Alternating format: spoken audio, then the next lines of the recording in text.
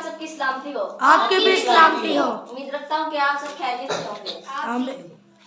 आप सब जानते हैं हमने हमदो सना की और खुदावन ने हमारी हमदो सना को हमारा ईमान है कि कबूल किया है। Hallelujah hallelujah. हम सबका ईमान है कि खुदा ने हमारी हमदो सना को कबूल किया है। अब वक्त है कलाम खुदा का, पाक कलाम का, पाक सुकन मैं आपके बीच में रखूं। तो कलाम शुरू करने से पहले चंद एक बात है जो मैं आपसे कहना चाहता हूँ, वो आप खुद बताएंगे वो कौन सी बात है? परखना। वो बात है परखना। आप मेरे कलाम को परखिएगा, क्या मैं खुदा के कलाम से बोलता हूँ या नहीं बोलता। अगर नहीं बोलता तो क्या होगा?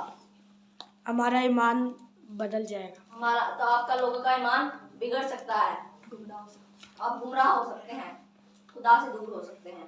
अच्छा, तो हम हमारा आज का जो हमारा टॉपिक है, हमारा उन्वान है वो है पाक जिंदगी कैसे गुजारें। आज का हमारा उन्वान क्या है? पाक जिंदगी कैसे गुजारें। How to live holy life. पाक जिंदगी कैसे गुजारें। तो इस लफ्ज पाक को, इस लफ्ज की पाक की गहराइयों को, यानी इस लफ्ज पाक को समझने के लिए इसकी गहराइयों को, इसके मायनों को और इसके मतलब को समझने के लिए हम 6 पॉइंट का सहारा लेंगे। बाइबल मुकद्दस ही 6 पॉइंट होंगे और उसकी बुनियाद पर हम सीखेंगे पाक जिंदगी कैसे गुजारें। 6 पॉइंट होंगे। हमारा पहला पॉइंट होगा पैदाइश। हमारा पहला पॉइंट क्या होगा? पैदाइश। दूसरा पॉइंट होगा गुनाह। तीसरा पॉइंट होगा खुदावन की तरह पाक बनने से क्या मुराद है। हमारा चौथा पॉइंट होगा मसीह यीशु का मसलूब होना क्यों जरूरी था। पांचवा पॉइंट होगा पाक होना क्या है और छठा पॉइंट होगा पाक जिंदगी कैसे गुजारें। जब हम इन 6 बातों को सीखेंगे तो आपको खुद ही ये पाक जिंदगी कैसे गुजारें इसका मतलब आपको पता चलेगा कि आप कैसे पाक जिंदगी गुजार सकते हैं। तो हवाला निकालें एक अहबार 11 बाब उसकी 44 आए। क्योंकि मैं खुदा हूँ, तुम्हारा खुदा हूँ, इसलिए अपने आप को मुकद्दस करना और पाक होना, क्योंकि मैं मुकद्दस हूँ।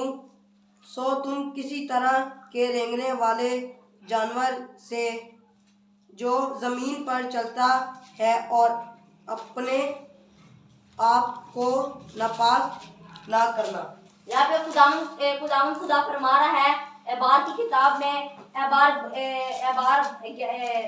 11 बाब उसकी 44वीं आयत में, क्योंकि मैं खुदावन तुम्हारा खुदा पाक हूँ, मैं तुम्हारा खुदा हूँ, इसलिए अपने आप को मुकद्दस करना, अपने आप को पाक करना, क्योंकि मैं कदूस हूँ। यहाँ पे खुदा जो है अपने लोगों को कह रहे कि पाक रहना। मैं तुमसे मिलने आऊंगा, मैं तुमसे बातचीत करने आऊंगा। जब मैं आऊं, अगर तुम गुनाह में मुब्तला हो, अगर तुम बदी में मुब्तला हो तो तुम पाक नहीं ठहरोगे। और खुदावन की आंख बदी को देख सकती है या नहीं देख सकती?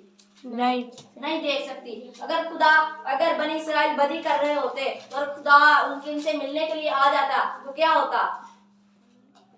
अगर क्या होता? अगर बनी इस्राइल बदी में होते और खुदा उन पर आ जाता और खुदा उनसे कलाम करता तो क्या होता?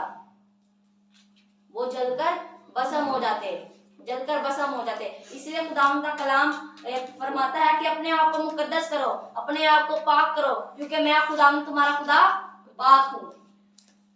अगर जिस तरह मैंने आपको पहले ही बताया, अगर हम पाक नहीं होते तो हमारे साथ क्या होगा? अगर हम पाक नहीं होते तो हमारे साथ क्या होगा? हम आग में डाले जाएंगे। अगर हम पाक नहीं होते तो हमारा हाल 10 कवारियों जैसा होगा, जिसमें से 10 कवारियों का जिक्र आप सब जानते हैं। मैं थोड़ा सा उसके गहराइयों में चलते हैं। 5 बेवकूफ थी और 5 अक्लमंद। और 5 ने तैयारी की थी, 5 ने तैयारी नहीं की। मगर जब आइन मौका कर, जब वक्त आ पहुंचा बरे के आने का, तो क्या हुआ? जिसने तैयारी की थी वो चले गए खुदा के साथ। जिसने तैयारी की थी वो खुदा के साथ चले गए और जिसने तैयारी नहीं की थी वो रह गए, नहीं गई। हमारे साथ भी ऐसा हो सकता है अगर हम पाक नहीं होते, अगर हम पाक जिंदगी नहीं गुजारते। मैं आपको ये वजह बता रहा हूँ कि हमें पाक जिंदगी क्यों गुजारनी है। हमारा टॉपिक है पाक जिंदगी कैसे गुजारें। हमारा टॉपिक है पाक जिंदगी हम क्यों गुजारें। मगर क्यों गुजारनी है हमें पाक जिंदगी? खुदा जब हमें लेने आए, जब खुदा तख्तों पर बादलों के साथ आए, तो खुदा जब देखे ये बंदा तो तैयार नहीं, ये मेरी बंदी तैयार नहीं, इसको मैं नहीं लेके जाऊंगा। और वो क्या होगा? वो 5 कवारी जो बेवकूफ नादान कवारियां थी उसकी तरह रह जाएगी। तो इसलिए हमें पाक होना है, क्योंकि जब खुदा आएगा तो हमें लेकर जाएगा। तो हमारा पहला पॉइंट क्या था? पाक होना। पैदाइश। 6 पॉइंट हम सीखेंगे। पहला पॉइंट क्या था? पैदाइश। पैदाइश। मेरे साथ हवाला निकालें। पैदाइश 1 बाब उसकी 26 से 27 आए। फिर खुदा ने कहा कि हम इंसान को अपनी सूरत पर अपनी छवि की मानद बनाएं और वह समंदर की मछलियों और आसमान के परिंदों और चौपाइयों और तमाम ज़मीन और सब जानदारों पर जो ज़मीन पर रेंगते हैं इख्तियार रखें। आमीन। पाक कलाम का पढ़ा सुना जाना हम सबके लिए बाइस से बढ़ता है। पैदाइश 1 बाब उसकी 26 से 27 आयत में लिखा है, फिर खुदा ने कहा कि हम इंसान को अपनी सूरत और छवि पर बनाएं। खुदा ने कहा है हम इंसान को अपनी सूरत और छवि पर बनाते हैं। इंसान को खुदा ने अपनी सूरत और छवि पर बनाया। अपनी आगे हम पढ़े तो आगे लिखा है अपनी मानद बनाया और को अपनी सूरत पर और अपनी छवि की मानद बनाए।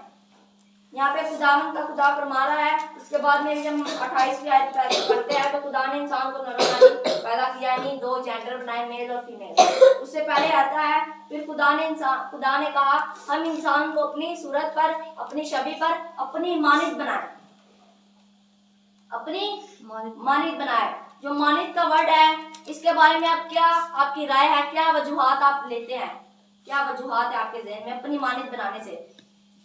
खुदा की तरह पाक, खुदा की तरह पाक और खुदा जैसा चाल चलन, खुदावन जैसा चाल चलन। खुदावन एकदम पाक है, यानी अपनी मानद बनाने से हम ये मुराद ले सकते हैं कि खुदा ने इंसान को अपनी फोटोकॉपी बनाई। जो उसके अंदर चीजें थी, खुदा के अंदर खुदा कामिल था, खुदा पाक था, खुदा में किसी तरह की बदी नहीं थी। आदम के अंदर किसी तरह की बदी थी नहीं, खुदा कामिल था।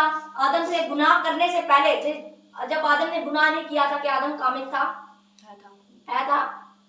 खुदा के अंदर किसी तरह की बदी नहीं थी, आदम के अंदर भी किसी तरह की बदी नहीं थी।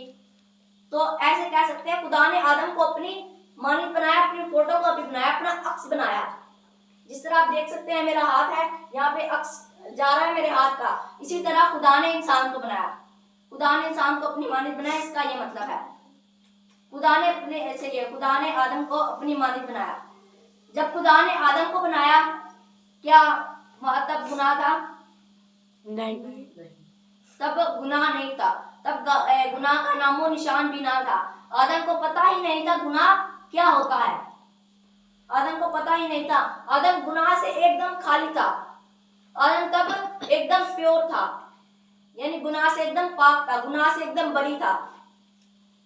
जब आदम गुनाह से बरी था तो जिस तरह हमने पहले सीखा था, आदम को खुदा ने अपनी मानद बनाया, अपनी सूरत और छवि पर बनाया, अपनी मानद बनाया। तो खुदा तो रूह है। खुदा क्या है? रूह है। हमें मिलता है यूहन्ना 4 बाब 24वीं आयत। यूहन्ना 4 बाब 24वीं आयत। पर जब भीड़ ने देखा कि यहाँ ना यीशु है ना उसके शागिर्द, तो वो खुद छोटी कश्तियों में बैठकर यूहन्ना 4 बाब 24वीं आयत। खुदा रूह है और जरूर है कि उसके पर रस्तारों रूह और सच्चाई से प्रतिष्ठा करें। यूहन्ना नबी खुदावंद का रसूल यूहन्ना फरमाता है खुदा रूह है और जरूर है कि उसके परस्तार रूह और सच्चाई से उसकी परस्तिश करें। जब जो पहला जुमला आया है क्या है?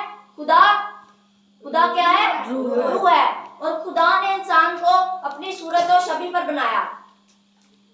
खुदा तो रूह है, इंसान का तो देखे, इंसान तो रूह नहीं, तो खुदा ने इंसान को कैसे अपनी मानद बना दिया? खुदा ने इंसान को कैसे अपनी मानद बना दिया? मैंने आपको पहले बताया था, आपने जवाब भी दिए थे। अक्स अपना अक्स बनाया। खुदावन के अंदर जो खुसूसियात थी, खुदावन कामिल था, खुदा ने इंसान को भी कामिल बनाया। अपनी खुसूसियात जितनी खुदावन यीशु मसीह के अंदर क्या कह सकते हैं खूबियां थी, खुसूसियात थी, वो खुदा ने इंसान के अंदर मुबल्लिस की। तो जब खुदा ने इंसान को बनाया, अपनी सूरत और छवि पर बनाया, इससे क्या मुराद है? अपने जैसी फोटोकॉपी बनाई। खुदा ने इंसान को अपनी खुसूसियात बख्शी। अब जब देखते हैं, जब आदम ने गुनाह किया तो उससे पहले आदम ने जब गुनाह किया उससे पहले भी एक गुनाह हुआ था। कौन सा गुनाह था? लूसीफर लूसीफर ने गुनाह किया और जब नीचे गिराया गया तो जब खुदा ने इंसान को अपने हाथों से बनाया, उसके अंदर जिंदगी का दम फूका, उसके अंदर जिंदगी की रूह फूकी, तो जब इंसान जीती जान हुआ तो आदम ने देखा कि खुदा जो है अपने तमाम मखलूकात से ज्यादा आदम को अफजल जानता है, आदम को अजीज जानता है, आदम से मोहब्बत रखता है। तो तभी शैतान इसका, इंसान का, आदम का, आदमियों का क्या हो गया? मुखालिफ हो गया।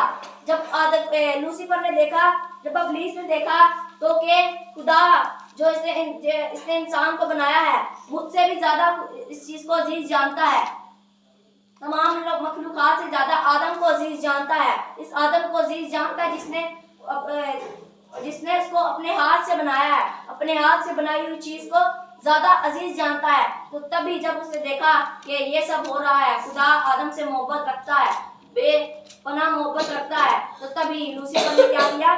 लूसीफर के दिल के अंदर क्या मंसूबा आया कि इसको क्यों ना आदम को गुमराह करूं, जो बड़ा कह सकते हैं वो रखता है आदम के ऊपर, मैंने इसको अपने हाथ से बनाया है, मेरी कारीगरी है, क्यों ना इसको मैं इसके मुखालिफ करूं, इसकी बात को इससे मनवाऊं नहीं।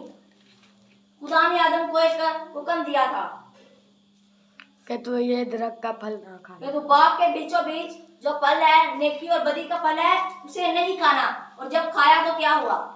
उसकी आंखें खुल गई, उसकी आंखें खुल गई। गई और शैतान का मंसूबा क्या हुआ? कामयाब हुआ। शैतान अपने मंसूबों में, शैतान अपने प्रोटोकॉल में तब कामयाब हुआ कि उसने जो खुदा के हाथ की कारीगरी को उससे जुदा कर लिया। सोचिए, एक चीज है, अगर आपने किसी चीज को बनाया है, अगर आपने किसी चीज को, दुनिया में रहते हुए किसी चीज को बनाया है, और अगर आपके सामने, आंखों के सामने वो आपकी कोई चीज को तोड़ दे, आपकी चीज को कोई घुमा दे, कोई खराब कर दे, तो आपको कैसा फील होगा? आपको गुस्सा आएगा। तो इसी तरह बाप को गुस्सा आया, उसने क्या किया? इंसान को बागेदन से बाहर कर दिया। आदम को बागेदन से निकाल दिया। और जब आदम को बागेदन से बाहर निकाला, आदम फिर गुनाह होता है, आगाज होता है गुनाह का। उसके बाद से इंसान गुनाह करता ही चला जाता है, गुनाह करता ही चला जाता है। हमारा पहला पॉइंट था पैदाइश में हमने देखा कि आदम ने, जब खुदा ने आदम को बनाया तो अपनी मानित बनाया, हमने इसका मतलब सीखा। आदम गुनाह से खाली था, उसको अंदाजा भी ना था कि गुनाह क्या होता है। फिर हमने सीखा कि खुदा ने आदम को अपनी सूरत और शबीह पर कैसे बनाया, इसका क्या मतलब है। फिर अभी हमने देखा कि शैतान क्या हुआ? कामयाब हुआ और आदम क्या हुआ? नाकाम हुआ। अभी हमारा दूसरा पॉइंट क्या था? पहला पॉइंट था पैदाइश, दूसरा पॉइंट है हमारा गुनाह। गुनाह क्या है? जब आदम बागेदन से बाहर निकाला गया, तब से आगाज होता है गुनाह का।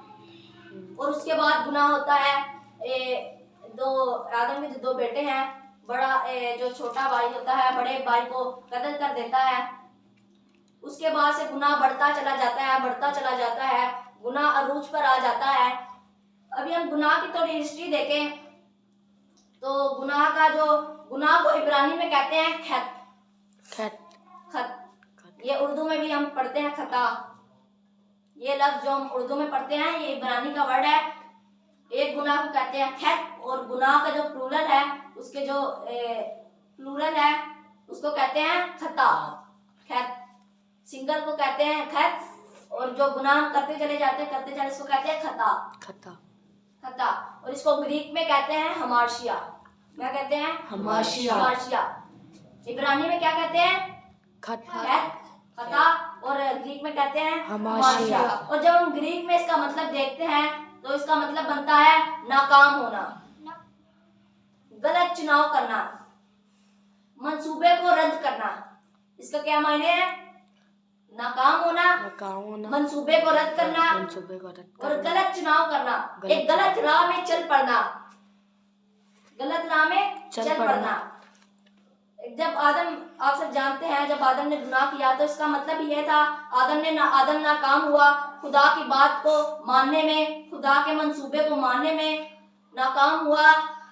और फिर क्या हुआ, गलत चुनाव किया, गलत रास्ते का चुनाव किया, खुदा के मंसूबा को रद्द किया।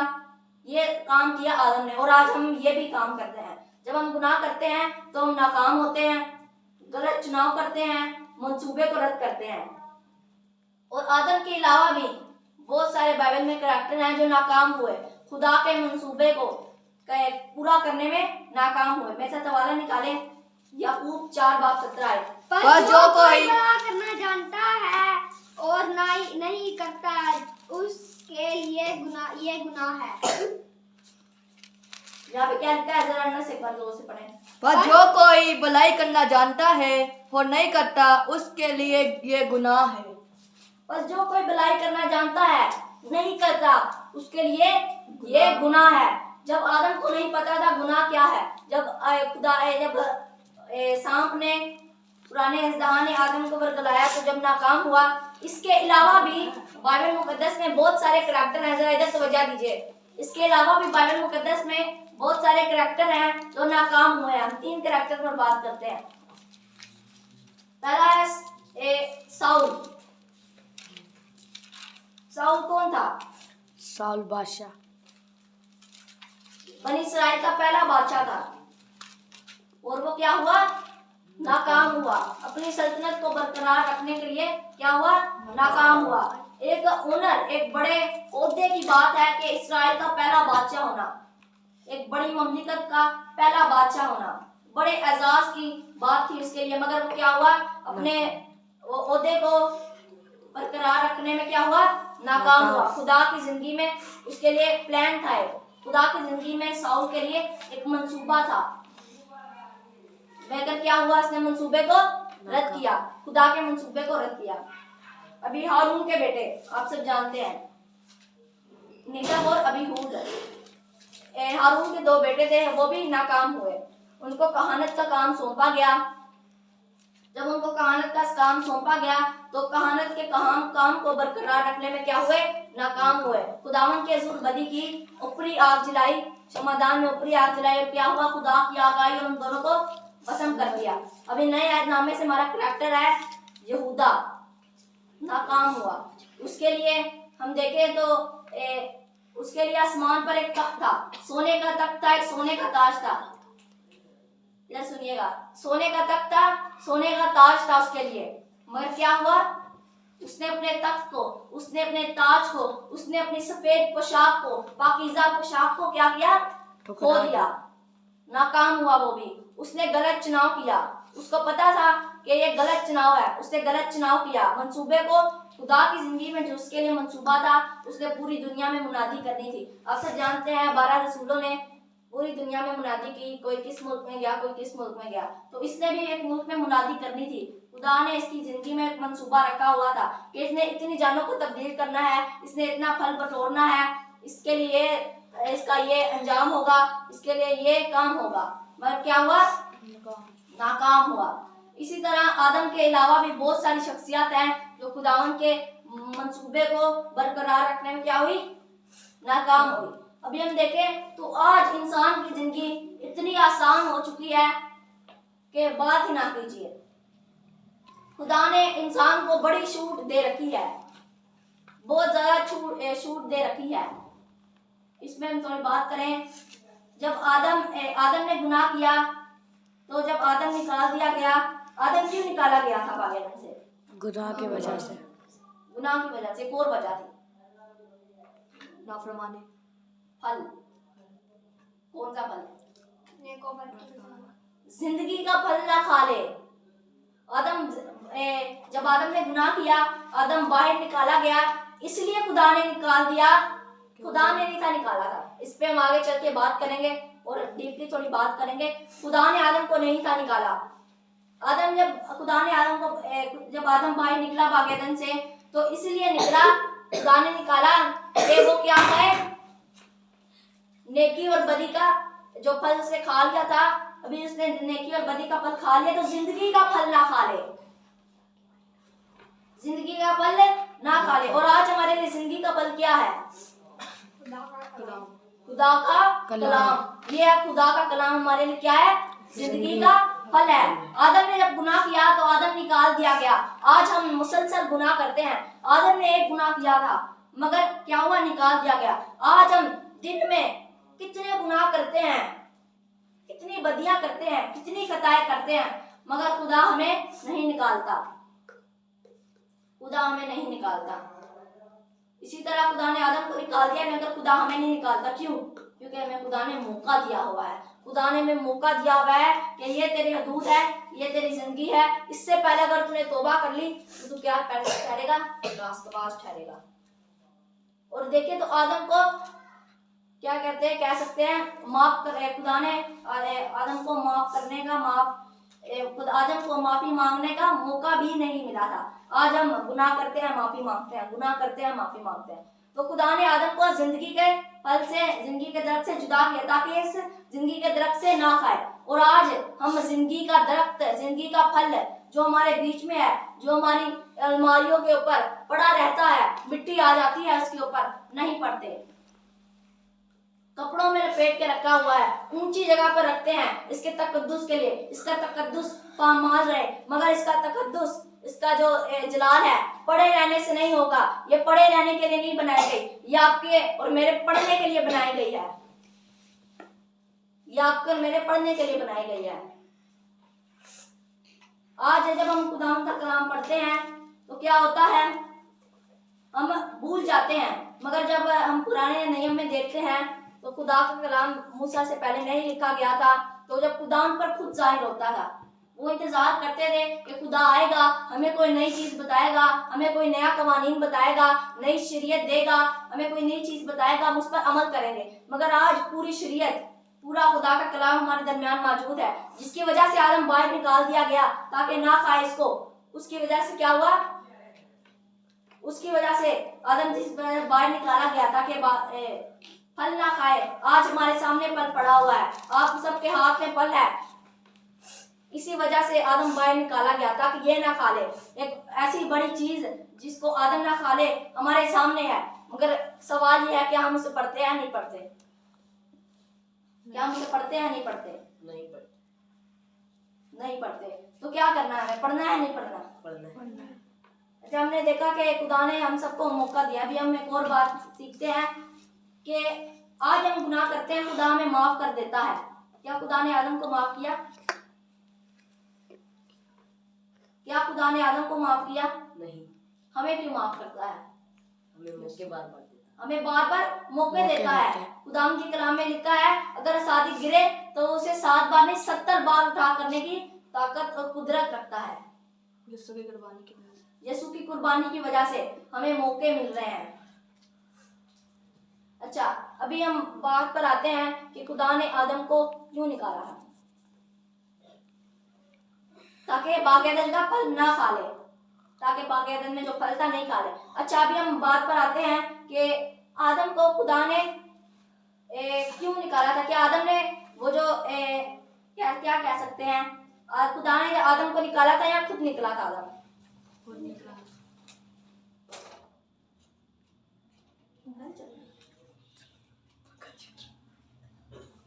अच्छा जी, तो खुदा ने आदम को निकाला था।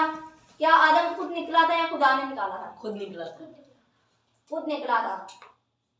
खुदा ने नहीं इसको कहा था कि तू इस नेकी और बदी का फल खा ले, बल्कि उसने खुद अपनी मनमानी करके खाया था फल। जब उसने अपनी मनमानी करके फल खाया तो क्या हुआ? बाग-ए-अदन से बाहर निकाला गया। खुदा तो रास्तबाज है, खुदा तो रहम करता है। खुदा जब रहम करने में अब्दी है, खुदा रहम करता है। उसने बल्कि बाइबल में और भी करैक्टर मिलते हैं जिन पर खुदा ने अपना रहम किया। तो आदम पर क्यों नहीं रहम किया? आदम को क्यों नहीं एक चांस दिया? वो जिंदगी का फल ना खा ले इसलिए। और कोई जब भी मैंने बात की, इसका जवाब भी मैंने भी दे दिया। बोला आदम ने खुद चुना था वो रास्ता, इसीलिए खुदा ने आदम को बाहर निकाल दिया। आदम बल्कि खुद निकला बाग-ए-अदन से बाहर। खुदा ने आदम को नहीं था निकाला बाग-ए-अदन से बाहर, खुद निकला था। उसने अपनी जगह, उसने अपना रास्ता खुद चुना था। उसका चुनाव क्या था? गलत था। और जब चुनाव गलत किया होता है तो क्या होता है? इसका ईरानी क्या है?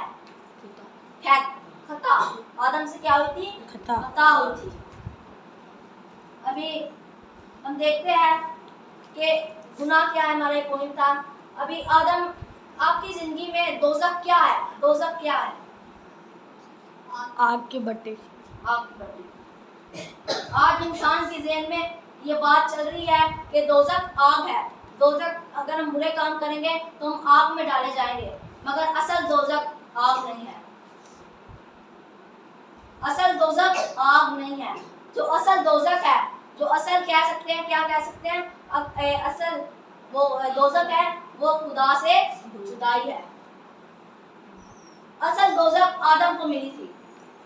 असल दोज़ख आज आदम को मिली थी, उस वक्त आदम को मिली थी असल दोज़ख। आदम खुदा से जुदा हो गया था, आदम की खुदा से जुदाई हो गई थी, वो थी असल दोज़ख। आज इंसान के तसव्वुर ये हो चुका है कि दोज़ख क्या है? आग है, मगर असल में दोज़ख आग नहीं है। दोज़ख खुदा से जुदाई है, खुदा से दूरी है, खुदा से रफ़ाकत को, खुदा से रफ़ाकत का तोड़ाव है। आज इंसान के दिल और दिमाग में, उसके रगों में ये बात है कि आज की दोज़ख आग है, मगर आज की दोज़ख आग नहीं है। असल में दोज़ख खुदा से जुदाई है। जब हम आसमान पर जाएंगे तो जब इंसाफ हो रहा होगा तो हम दोज़ख में डाले तो जाएंगे, वो हमारे लिए दोज़ख नहीं होगी। हमारे लिए असल दोज़ख क्या है? खुदा से जुदाई है। Hallelujah, hallelujah. तो देखिएगा, आग में आग को बर्दाश्त कर लेंगे, हम आग को बर्दाश्त कर सकते हैं, मगर खुदा से जुदाई को बर्दाश्त नहीं कर सकते। खुदा क्या है? जिंदगी है। खुदा क्या है? जिंदगी है, जिंदगी की रोटी है। क्या हम जिंदगी के बगैर जिंदा रह सकते हैं? तो असल जो मौत है, असल दोज़ख है, वो खुदा से जुदाई। हमारा तीसरा पॉइंट है, खुदावन की तरह पाक होना क्या है? खुदावन की तरह पाक होना क्या है? हवाला है बात 26 बाब 20 आयत। और तुम्हारी कुव्वत बेफायदा सिर्फ होगी, क्योंकि तुम्हारी ज़मीन से कुछ पैदा ना होगा और मैदान के दरख्त फैलने ही के नहीं। बात 26 बाब 20 आयत। एक बार दोबारा पढ़िए। वो तुम्हारी कुव्वत बेफायदा सिर्फ होगी, क्योंकि तुम्हारी ज़मीन से कुछ पैदा ना होगा और मैदान के दरख्त फैलने ही के नहीं। मैदान के दरख्त फैलने ही नहीं। अभी बात 20 का 26 पढ़े। बात 20 का 26। बात 20 का 26।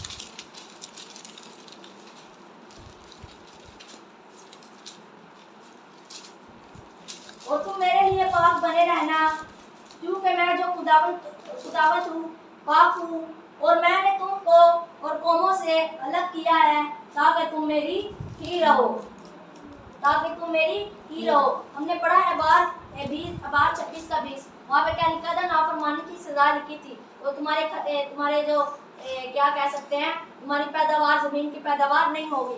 और पाक, जब खुदावन की तरह पाक होने से होना क्या है? ये है खुदावन की तरह पाक होना। और तुम मेरे लिए पाक बने रहना, और तुम मेरे लिए पाक बने रहना, क्योंकि मैं जो खुदावन हूँ, पाक हूँ, और मैंने तुमको और कौमों से अलग किया है ताकि तुम मेरी ही हो। खुदा हमें कह रहा है पाक हो, क्योंकि मैं पाक हूँ। खुदा कह रहा है मैं जब तुमसे मिलने आऊँगा तो तुम पाक हो, तुम पाक होना तुम्हारा ज़रूरी है। यहाँ पे क्या लिखा है? पाक बनो, मेरे लिए पाक बनो। और खुदा पाक है, इसीलिए हमें क्या रहना है? पाक होना है। इसलिए हमें क्या होना है? पाक होना है, ताकि हम खुदा से मिल सके। खुदा हमें मिलने के लिए आता है, मगर जब खुदा देखता है कि मेरा बंदा पाक नहीं, वो वापस मुड़कर चले जाता है। तो हमें ज़रूरत है पाक होने की। अभी हम देखें खुदावन की पाकीज़ा हदूद की अगर हम बात करें तो तसव्वुर भी नहीं हमारा जा सकता इस बात की तरफ खुदावन कितना पाक है। सोचिए, जिससे बात करने से, जिसका चेहरा नहीं देखा, आंखें मूसा की बंद है, पीठ पीछे खड़ा है और मूसा से बातें कर रहा है, मूसा को खुदा का कलाम सुना रहा है, मूसा को कलाम सुना रहा है, तो मूसा का चेहरा चमक उठा, मूसा का चेहरा दमक उठा। खुदा के जलाल की बातों को सुनने से, खुदा के जलाल की बातों को सुनने से मूसा का चेहरा दमक उठा। अगर खुदा को देखता तो क्या होता? अगर खुदा को देखता तो क्या होता? सोचिए, आसमान पर ना सूरज होगा, ना चांद होगा, ना सितारे होंगे। आसमान पर जब बादशाह होगी खुदा की, किस किस चीज की बिना पर रोशनी होगी?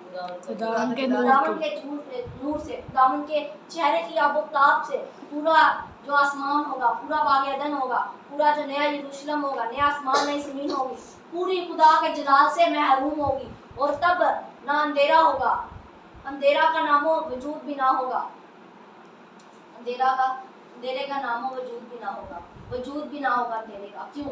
कि खुदा वहाँ पर होगा। खुदा इस कदर पाक है। जब मूसा खुदा से मिलता तो मूसा का चेहरा नूरानी हो जाता और उसको लोग कहते हैं कि अपने चेहरे को ढांक, तेरे चेहरे को देख के कहीं हम मर ना जाए। और अगर वो खुदावन को देखते तो क्या होगा? तो ये जरूरत है हमें पाक होने की। तो अगर सोचिए, अगर खुदा हमें लेने आ गया, अगर खुदा हमें लेने आ गया, अभी आप सब बैठे हैं, खुदा अगर हमें लेने आ गया इस वक्त, क्या हम पाक होंगे? अगर हम पाक हैं तो वो हमसे मिलेगा, हमसे बातें करेगा। मगर अगर हम पाक नहीं तो क्या होगा? हमें छोड़ के चला जाएगा। जिस तरह 10 कवारियों को, 5 कवारियों को छोड़ के चला गया। तो हमें ज़रूरत है पाक होने की। हमारा भी हाल उन 5 कवारियों जैसा होगा जो दरवाज़ा पीटती रही कि हमें भी आना है, हमें भी अंदर आना है बादशाह, हमें भी अंदर आना है ऐ दुल्हा, हमें दरवाज़ा हमारे लिए खोल। मगर क्या हुआ? अंदर नहीं जाने पाए।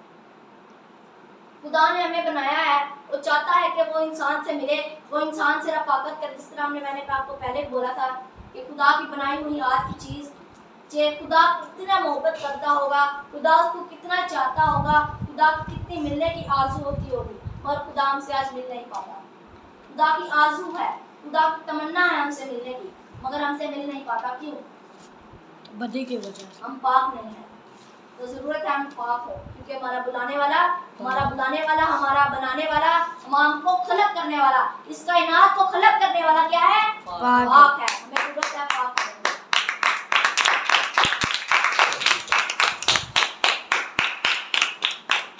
तो ये हमारा तीसरा पॉइंट हुआ। चौथा पॉइंट है यीशु का मसलूब होना क्यों ज़रूरी था। ये हवाला है पैदाइश 3:31 है। जी 10 पर। और खुदा ने आदम और उसकी बीवी के वास्ते चमड़े के कुर्ते बनाकर उनको पहनाए। खुदा ने आदम के वास्ते, आदम और उसकी बीवी के वास्ते चमड़े के कुर्ते बनाए और उनको पहनाए।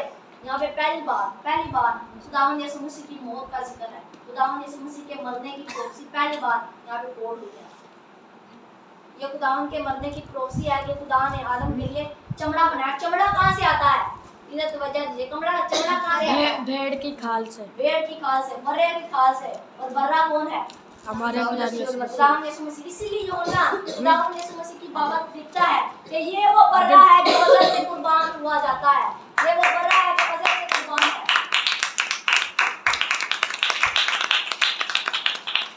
अच्छा, भी इस बात से हमें एक और बात पता चलती है कि खुदा को वक्त का खास ख्याल है। खुदा वक्त की कदर करता है, खुदा वक्त को अजीज जानता है, खुदा वक्त की बहुत कदर करता है। सोचिए, जब आदम ने गुनाह किया, आदम के गुनाह करने के बाद जब खुदा ने आदम को सजा दी, तो उसके बाद ही नीचे सजा देने के बाद खुदा के कुर्बानी का जिक्र है। खुदा कहना चाह रहा है कि मैं, जब तुमने गुनाह किया है, आदम और आदम की बीवी, तुमने गुनाह किया है, तुम्हारे गुनाह को ढांपने के लिए, उस पर्दे को ढांपने के लिए, पर्दे को फाड़ने के लिए, उस पर्दे को खत्म करने के लिए, कौन सा पर्दा मैं आपको आगे चल के बताऊंगा, उस पर्दे को खत्म करने के लिए मेरा बेटा आएगा, एक बर्रा आएगा और वो क्या करेगा? कुर्बानी देगा। और उसी कुर्बानी के वसीला से तुम क्या होगे? पाक होगे। बताऊंगा मैं आपको आगे। तो उसी वसीला से पाक होगे। और खुदावन ने सोचिए, अगर खुदावन चाहता तो उसी वक्त उनको सजा दी थी खुदा ने, उसी वक्त इनको पाक कर सकता था। मगर खुदा ने 4400 साल का गैप आकर, 4000 पैदाइश से मलाकी तक 4000 साल बनते हैं, और मलाकी और मत्ती के बीच में 400 साल बनते हैं। 4400 साल बाद खुदा ने यीशु मसीह आए। इतना खुदा ने इंतजार किया, इतना खुदा ने सब्र किया, इतना खुदा ने सब्र किया। तो इस बात से पता चलता है कि खुदा को वक्त का खास ख्याल है। खुदावन का कुर्बान होना, खुदावन यीशु मसीह का मसलूब होना इसलिए ज़रूरी था ताकि इंसान दोबारा बाग-ए-अदन में आ सके। क्यों ज़रूरी था?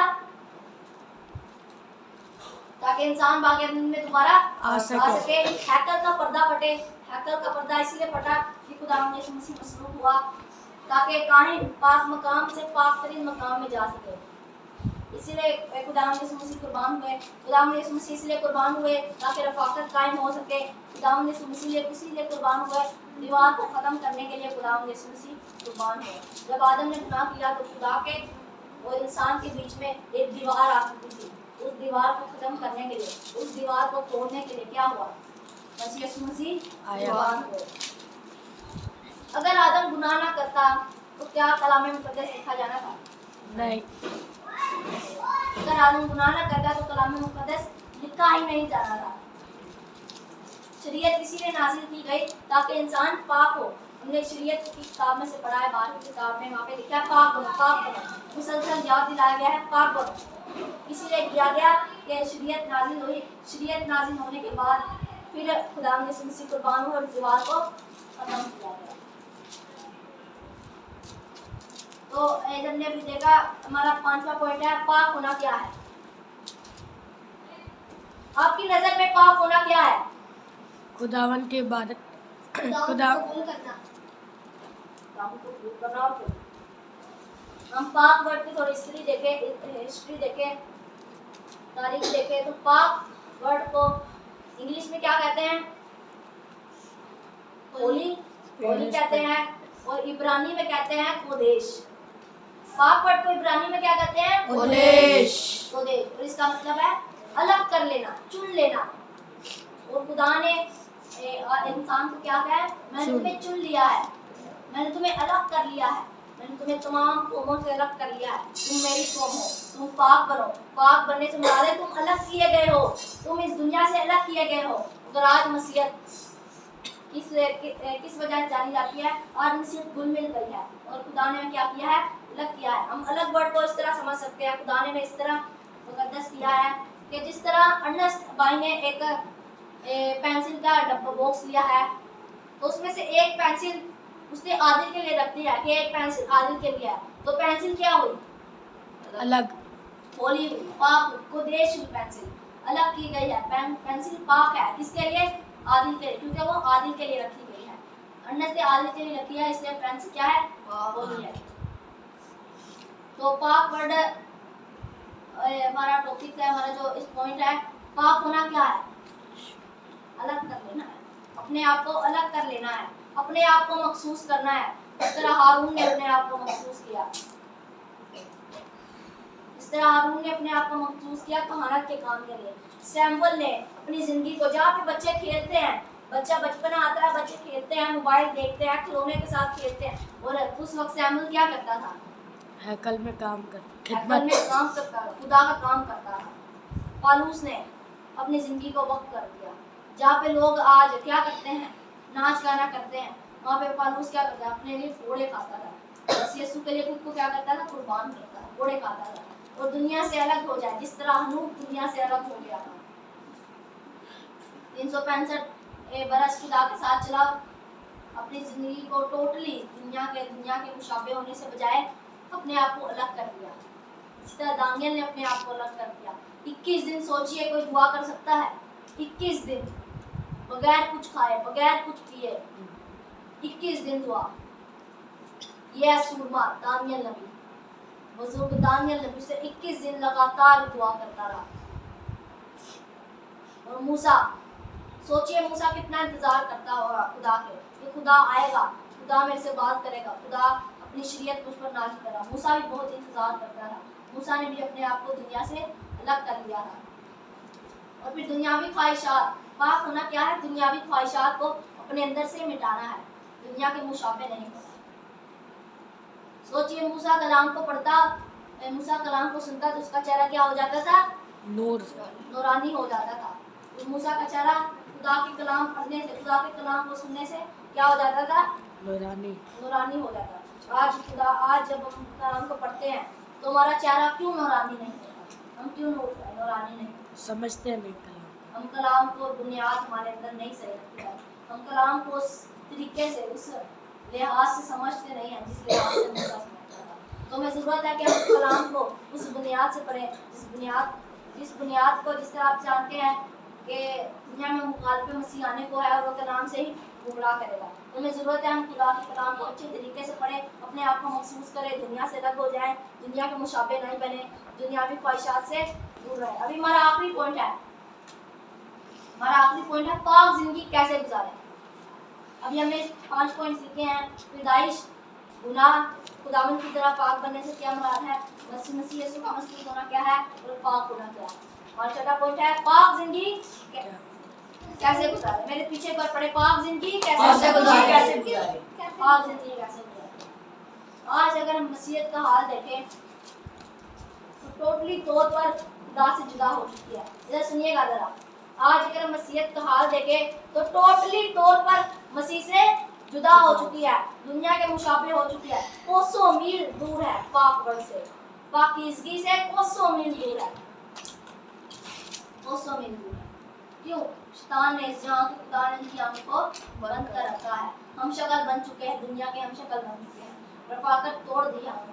खुदा यीशु मसीह के कुर्बान होने के बावजूद भी रफाकत तोड़ दी है। खुदा की कुर्बानी का कोई असर नहीं हुआ है, फिर भी वही काम कर रहे हैं जो पहले करते थे। टेक्नोलॉजी का बहुत मिसयूज किया जा रहा है। आज जो मसीहत बिगड़ी हुई है, technology, misuse of mobile, misuse of technology के द्वारा बिगड़ी हुई है।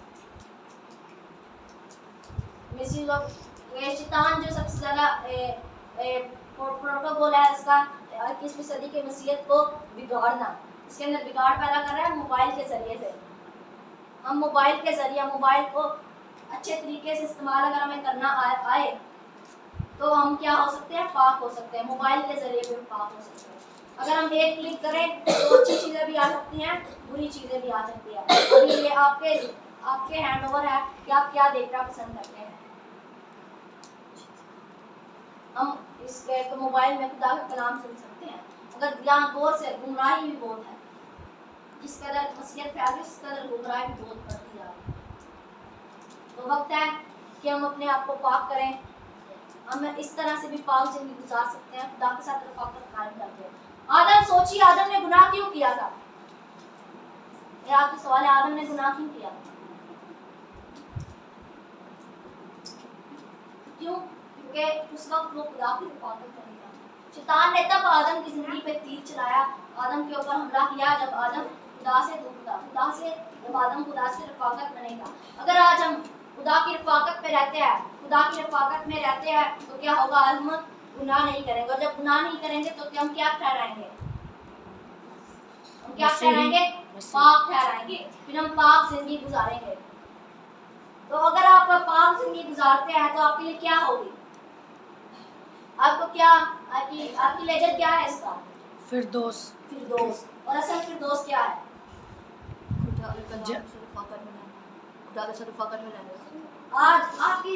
आज नसीहत में भी ये बात है, जिस तरह दोज़ख को अलग ही तसव्वुर किया है, आज फिरदौस को भी अलग तसव्वुर कर बैठे हैं। फिरदौस की जेल में है, सोने की सड़कें होंगी, बड़ी बड़ी इमारतें होंगी, सोने की सड़कें, बड़ी बड़ी इमारतें, दूध और शहद की नदियाँ, ये सब जमीन पर भी है।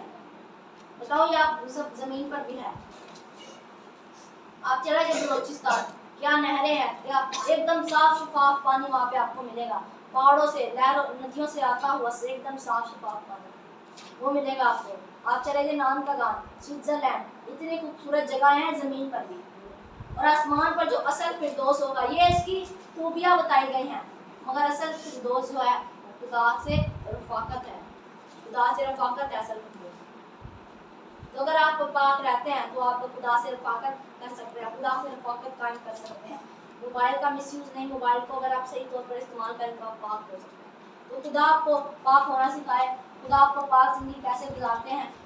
हमने 5 बार अंदर जब 6 बातें सीखी, उम्मीद है करता हूँ, बल्कि ये मेरा ईमान है कि आपको पाक वर्ड क्या है आपको समझ आ चुका होगा। आपको समझ आ गया? तालियां बजाएंगे, आपको समझ आ गया।